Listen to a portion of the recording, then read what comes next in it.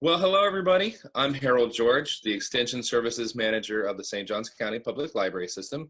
And we are so pleased to have with us this morning Shelby Dixon, who is our coordinator of our seed library, which is what we're going to talk about today, the seed library, seeds, organic gardening, and everything in between. So, Shelby, thank you for being here. Thank you so much for having me. So a little bit of background about the seed library. We have this partnership with several organizations in town, and it's turned out to be a really cool thing. It's stationed at the Southeast Branch Library. We have an old school, traditional, pretty darn big card catalog that came to us through certain channels that once was housed at the library at New College in Sarasota.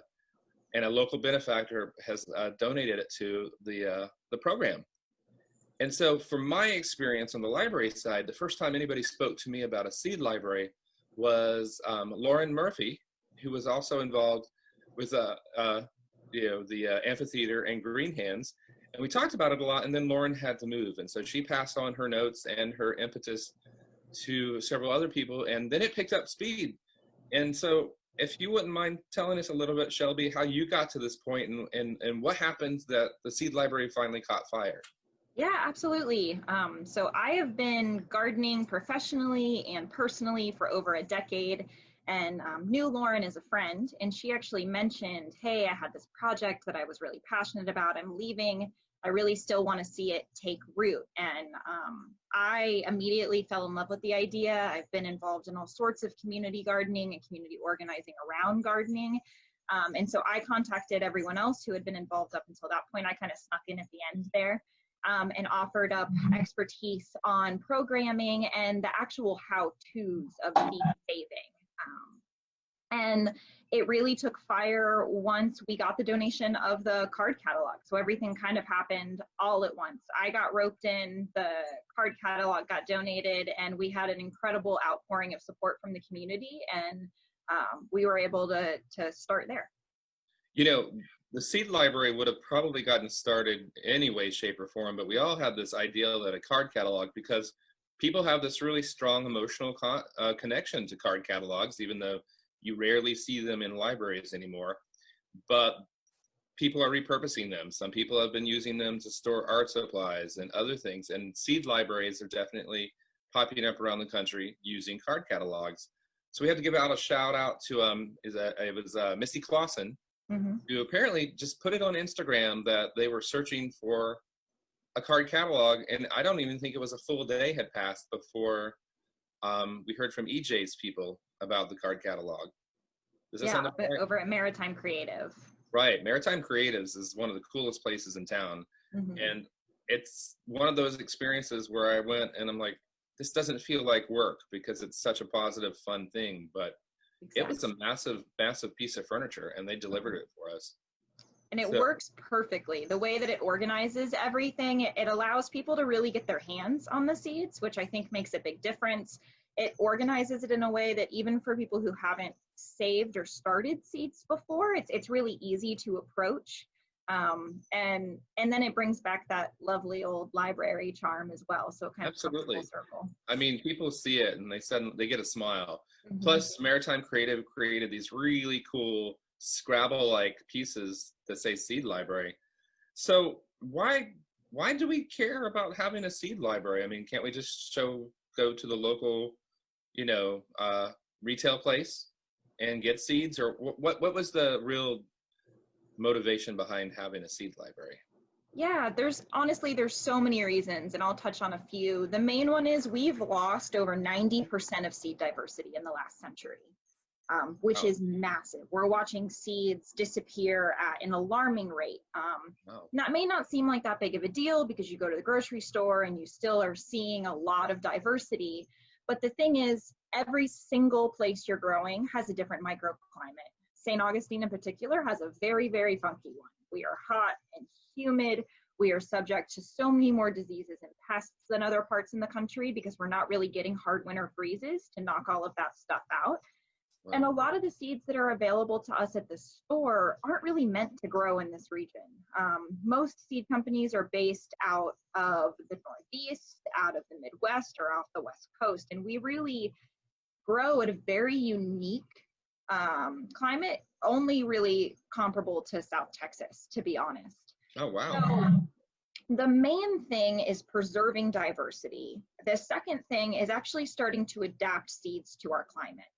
So if you're able to save a seed, each season that you grow a healthy plant here and save seed from it, that seed starts to actually adapt. And what that means is that when we start to have weather swings, or when we start to have extreme heat or heavy rains, we can actually have seeds that can withstand those things and produce food for us.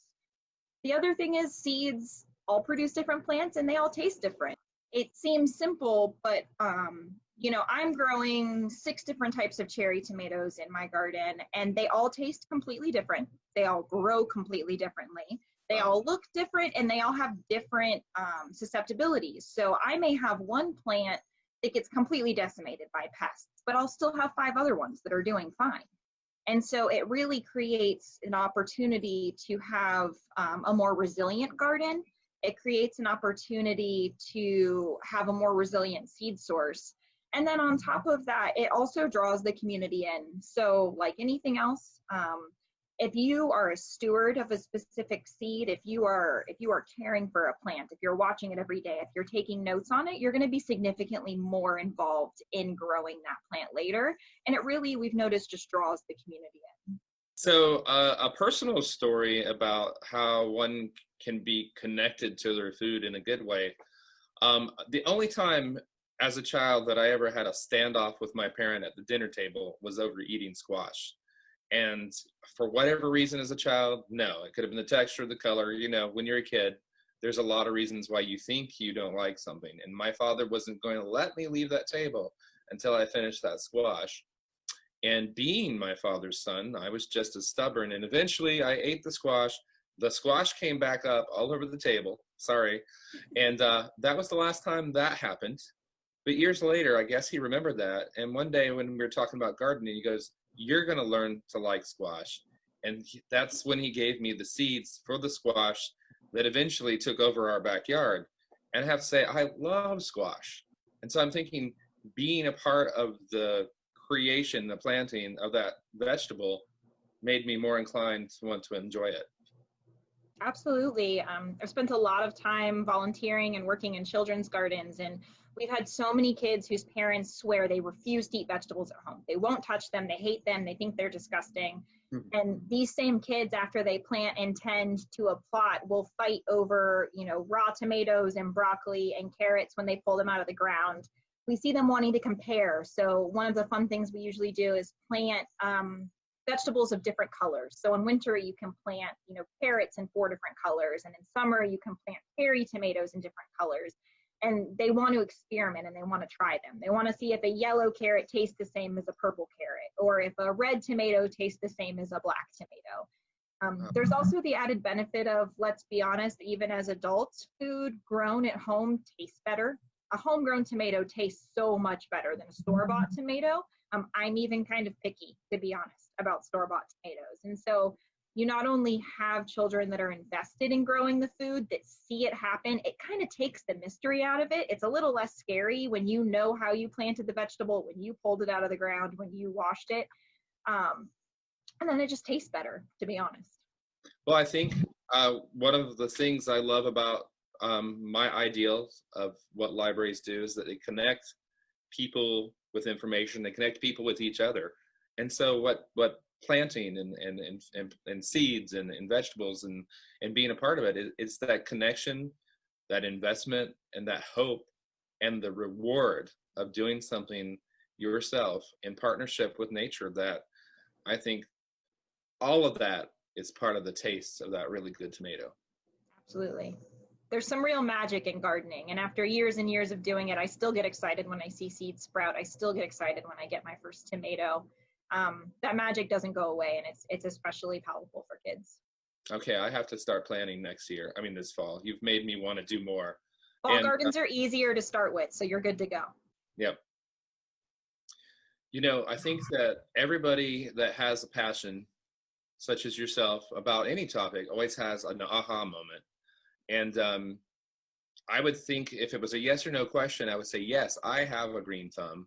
But it's funny because I seem to be better at growing plants and flowers than I do food. But I have a feeling it's because it's just my focus. But I remember many, many years ago when I had a lot of free time on my hands, I decided I was going to landscape my parents' yard, and I went to the library. I mean, I was like, I work there, I may as well get this. And I was astonished by just how much knowledge we have at our fingertips about growing things.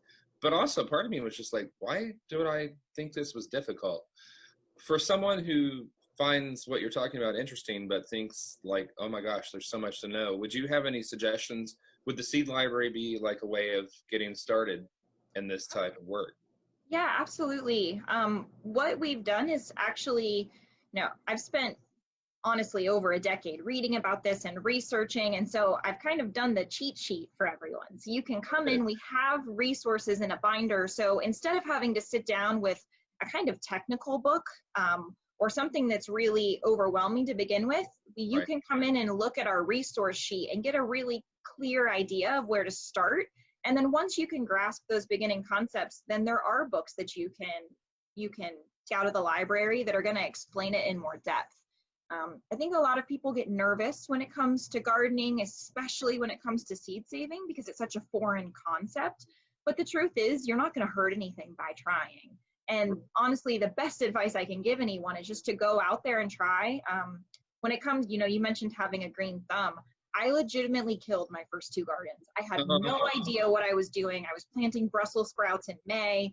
I was just making all these crazy mistakes, but I was persistent and I took notes and I kind of read about it, and you learn and you start to realize, one, that we have a really great community surrounding food and people love to share information on it, and two, that it starts to become second nature the more you try.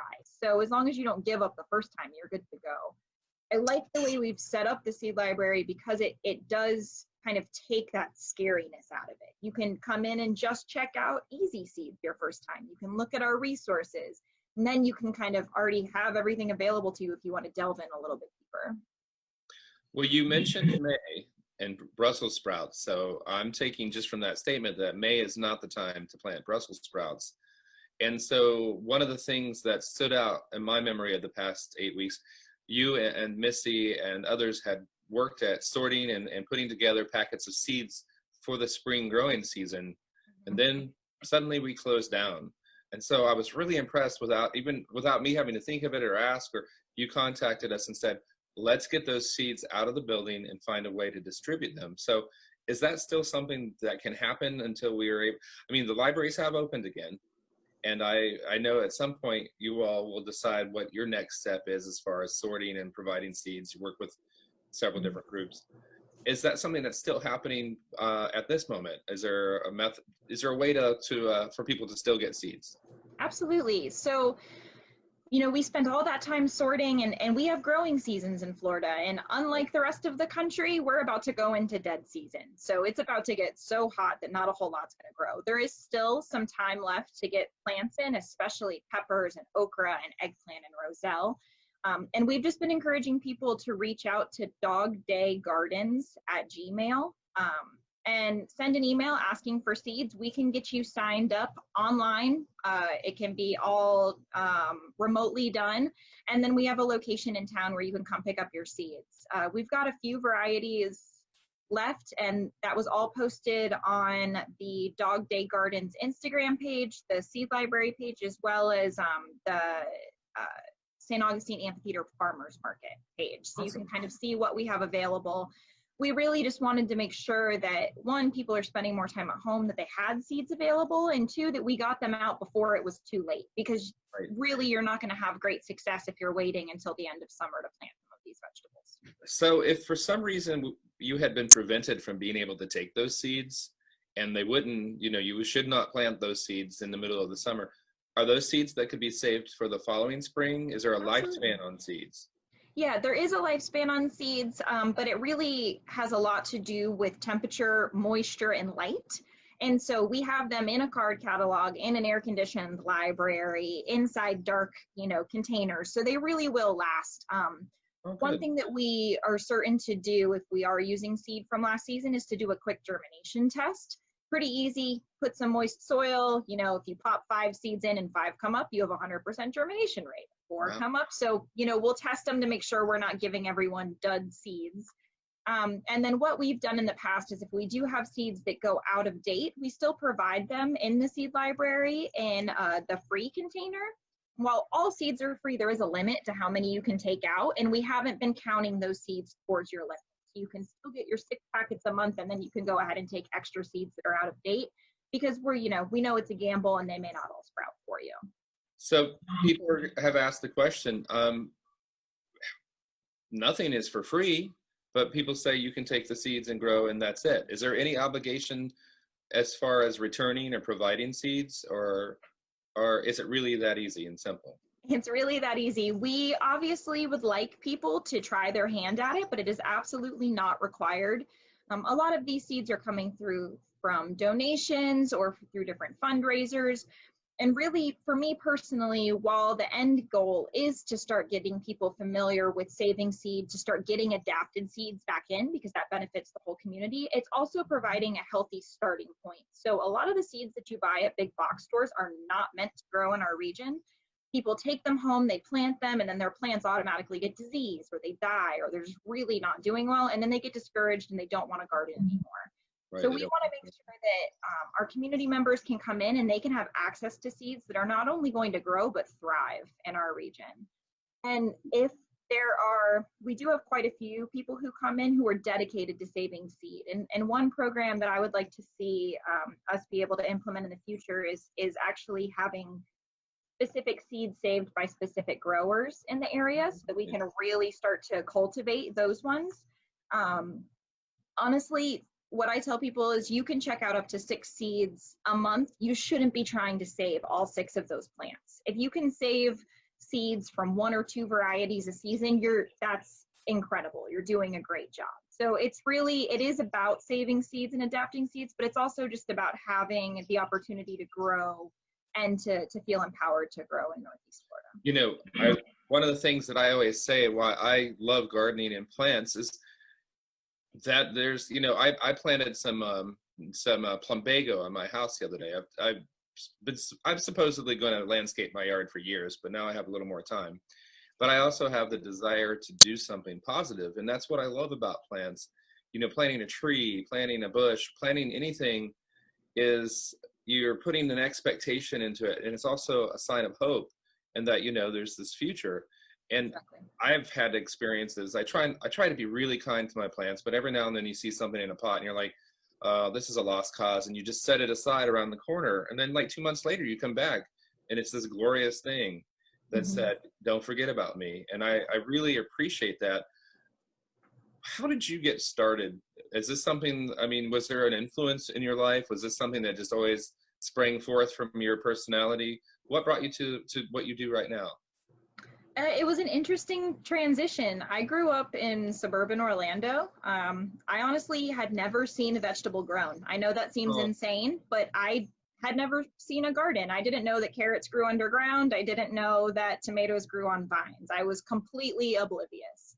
And I was in college and I was feeling a little, to be honest, kind of bored. I wasn't very challenged. And so I started volunteering. So I basically just went into the student resources building and signed up for a ton of different volunteer shifts. And the first one that I did was at a after school community garden for kindergarten through 5th grade age students. Nice. And it was an incredible experience. And when I left that day, I had such an amazing day. And the garden coordinator actually just handed me a packet of seeds. He was like, we don't know what to do with these. We have too many. Do you want to try your hand at starting them at home? And I went home and I started them all, way too many. I didn't even have a garden. I didn't have anywhere to put the seeds. And every single one of them sprouted. And I remember thinking, like, this is something. This is the most amazing thing I've ever done. And I really just dove in. I started volunteering. I started reading. I actually spent my whole last year at college just doing directed individual studies and internships at farms, learning about regenerative agriculture. And for me, growing food touches on so many different things. So it really does tie us to nature. It allows us to get outside. But It also encourages people to eat healthier. It encourages people to exercise more. It addresses so many different issues, especially access to food. You realize that there's not an equal access to food. And so for me, it grew out of that. And it really was a passion that came on quickly and not something that I grew up doing. And I like to tell people that because so many people think that like, oh, well, I didn't grow up on a farm, or, I've never gardened before and I can't do it. And the truth is that you absolutely can. You don't need a massive yard. My first garden was in pots on my back porch at a rental that I had. And it really was incredible. And I know I mentioned this before, but the one thing that I didn't really consider that happened is that as I started gardening, I started cooking a lot more. And I started cooking from scratch a lot more because I had all of this produce and I was like, well, what do I do? And so I went from eating kind of like a traditional college student diet, a lot of not so excellent food, to spending a lot more time in the kitchen, with friends and family, and noticing a lot of benefits from that. I mentioned that I didn't have much success growing food, but I do remember one year I decided to plant some vegetables, and there was something about our backyard that was really, really all about squash. And I remember one year my family finally saying, do we really have to have more squash? It was just like somebody had planted a Jack and the Beanstalk magic squash bean in our yard. And so it makes me realize that, without thinking, something about that soil perhaps was more conducive to squash growing successfully than other plants. Yep. So do people is there much concern about the condition of the soil that people can figure out, or is there a way to prepare their garden beds? Like, is there a basic, like this, and that should go in it just to get people in a good place before they start? Yeah, so it's not very glamorous or popular, but I genuinely believe, and I've always taught, that soil is the only thing you should really be thinking too hard about when you garden. Okay. It is the most important thing that you can have in your garden. 100% of the nutrients that your plants are pulling up are coming from the soil. Right. And plants, a lot like humans, have immune systems. So if they just don't have enough nutrients, they're going to get stressed. And then those plants are going to be more likely to get sick and diseased. They're going to be more likely to get attacked by pests. I'm a very strong believer in organic gardening, especially since we live so close to water, right? So everything that we are putting in our lawns and gardens here eventually is running off into the intercoastal and the ocean. And I am a firm believer in compost. So I don't actually put any fertilizers in my garden at all. I just do compost and worm castings. We're planning a fairly decent sized market garden out here, and we will do some different things like cover cropping, which is, I won't go into too much detail, but essentially you plant vegetables that will actually pull nitrogen down out of the atmosphere, lock it into the soil, and then you can kind of till that into the ground.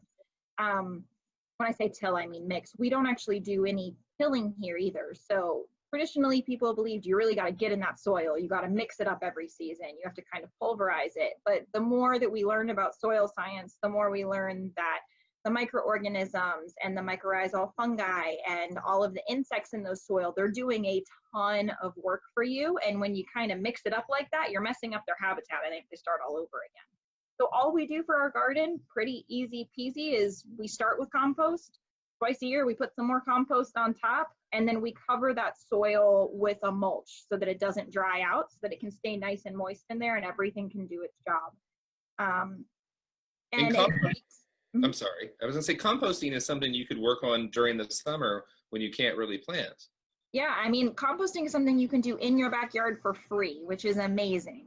There are places in town where if you can't compost at home, they'll come pick up your compost for you and then they'll give you some bags back. But if you can compost at home, I absolutely recommend it. Basically, you're just looking for green material, which has nitrogen. For us, that's traditionally veggie scraps or green grass.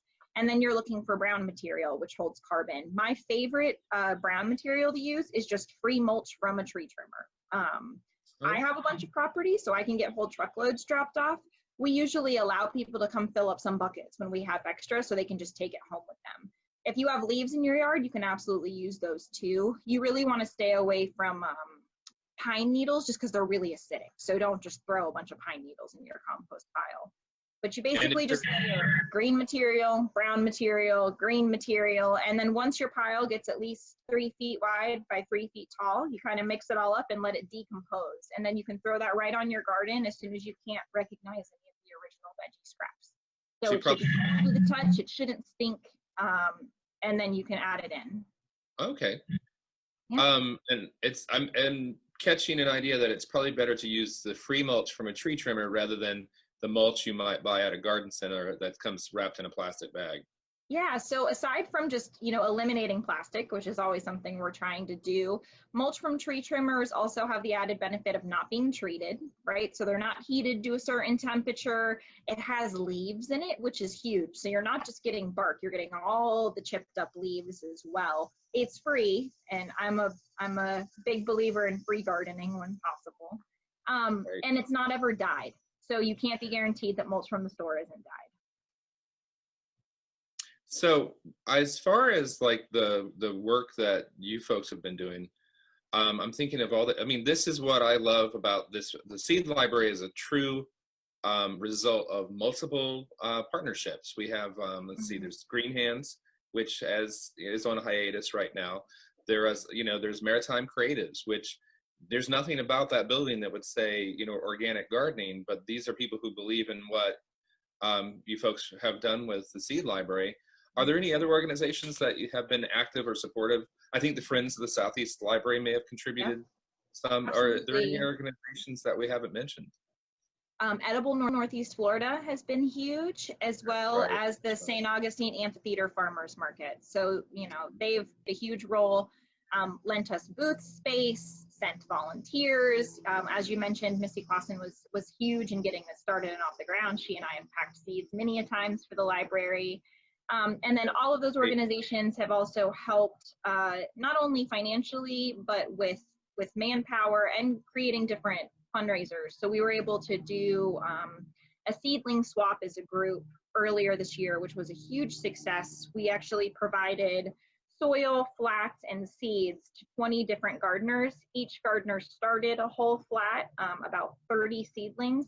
And then at the end of that, we were able to have 20 different varieties of seeds, and each seedling swapper came and collected all of those. And we heard repeatedly that people were so excited about it because they felt obligated to make sure their seedlings did well because other people were counting on them. And a lot of people said it was the best growing season they've ever had for seedlings. And that fundraiser would not have been possible without participation from organizations like Edible and Maritime Creative, Green Hands, and the farmers market as well. It's been a true community experience. True community. It's kind of funny. You mentioned Roselle's earlier, and you just mentioned Edible. I visited DeLand last year, about a year or so ago, with some friends. And I've been hearing so much about how DeLand is becoming this new, interesting, artsy, hip place. It's not the DeLand of my childhood, but so I happen to have a copy of Edible Northeast Florida food review and visit. It was an article about DeLand. And so I'm like, well, let's go here because my friend and writer, Lauren Titus, says we should try this out. And it was a tapas place that was serving tacos made with Roselle. And I thought, well, this will be interesting. And of course, in tapas places, you offer to share things. And it's probably like the entire time I'm eating, I'm like, I really wish I had not agreed to share any of it. It was so good. Who would have thought that what we traditionally think of as a flower would be such a delicious food and beverage source? I've actually been to that restaurant. My husband and I ordered that dish to share. And when it got to the table, I said, absolutely not. We're ordering it. This is too good. Well, I know better the next time, and I plan on going back, but it's one of the things that's been great about organic gardening and the farm to table experience is that we all are having a much more enhanced experience for food.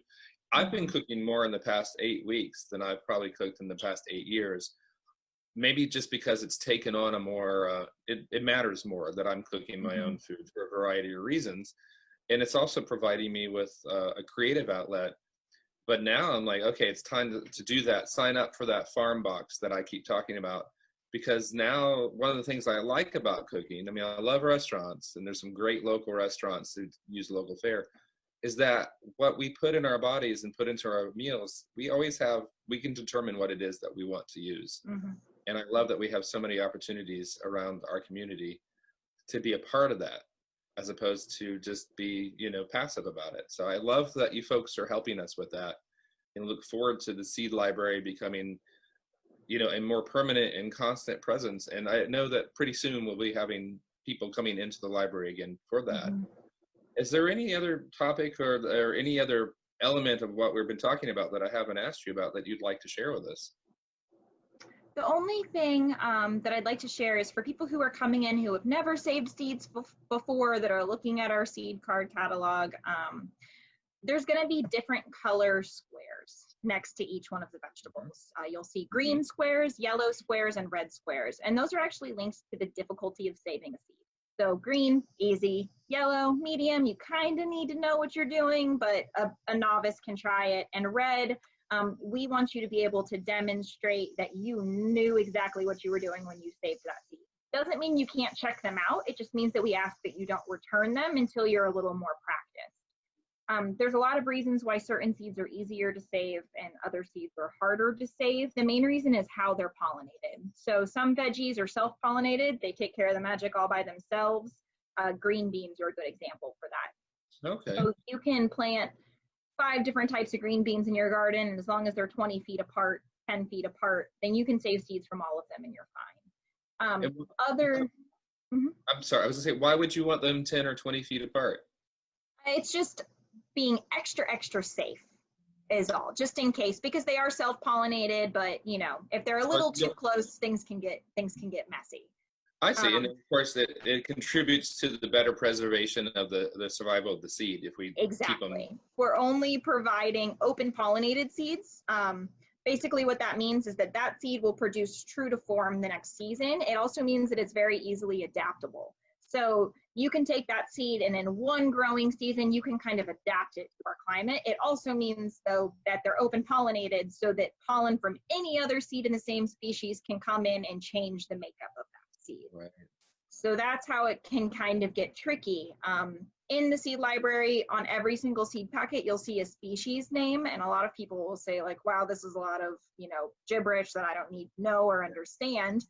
But the truth is that every single seed that's in the same species can cross-pollinate. So there's a seed family called Brassica, and in that, almost every single vegetable can cross-pollinate. So broccoli, Brussels sprouts, cauliflower, certain types of kale. And then you add to that those plants are insect pollinated, which means that a bee can take pollen from a broccoli seed. They can fly a half a mile to a mile away to your neighbor who has a cauliflower, and then they can pollinate that one. And then your seeds get adulterated. They're not the same. So that's going back to just kind of learning and exploring that way. There is a little bit of a method to it, but it's definitely not something that's scary. There's a lot going on in the seed world that nobody thinks about. There is a lot going on. And it's just like getting that food from the farm to your table requires so much more effort and thought and skill than people necessarily understand. Oh, absolutely. Absolutely. So Shelby, I can't say enough how much we appreciate the efforts of you and all the partners and the volunteers. It's been such a cool thing to watch this community grow. The night that the Seed Library was debuted at the Southeast Branch Library, there was a huge number of people, and it was people from all walks of life, because caring about the earth and plants and what we eat and making things better is something, it's something we all share, no matter who we are. And so I know that people are still interested in learning about the Seed Library, and our staff is doing a good job of learning themselves. But can people continue to contact you directly if they want questions about the Seed Library and just the whole topic? Absolutely. Yeah. Until the library is back open to foot traffic, I will do everything in my power to get seeds out to the community. So please reach out, and we're more than happy to get you set up. Now, we are open to food traffic. Well, we'll take food. We're foot traffic. But until we get everything settled and expanded, because right now you only have access to parts of the libraries, how do they reach you? How do they contact you? Just as easy as emailing dogdaygardens@gmail.com. Awesome, that's easy. Mhm. So someone tells me that you have a secret code because we are doing our summer adult and youth reading via the Read Squared app, which is a new pilot program for the library system. And a lot of people are putting a lot of really interesting efforts into it. So what would be that secret code that I hear you have?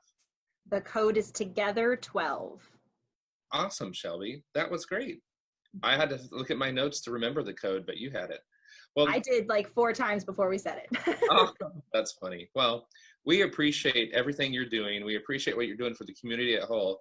I can't wait to come see Dog Day Gardens myself. And I know that I'm going to become a better steward of my food and my yard and the earth as a result of knowing what you folks do. So thanks for everything you do for the community. And I'm looking forward to seeing you again at the library. Yeah, thanks so much for having me today and for allowing me to be a part of this. All right. You take care. You as well. And thank you, everybody, for tuning in. If you have any questions for the library, Dog Day Gardens, get in touch with us. Either ask a librarian through email or pick up the phone. Otherwise, it's going to be a great summer at your library.